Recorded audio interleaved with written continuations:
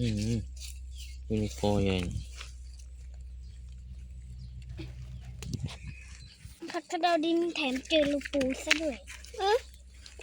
หาเสียมาขุดลึกซะก่อน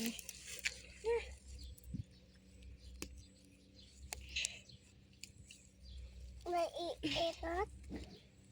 หาผักกระเดาดินไปปลูกนี่ใช่ไหมปวดตุ่นนี่เอาได้สิเอาแต่ยอดมันเด็ดเอาแต่ยอดมันสิ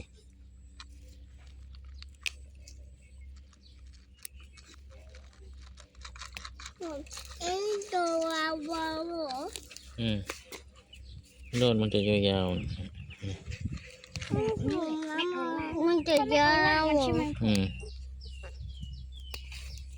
เจอผักขมแถมเจอปุกเจอลูกปูซะเลยได้ตั้งเยอะแล้วแค่นี้แหละ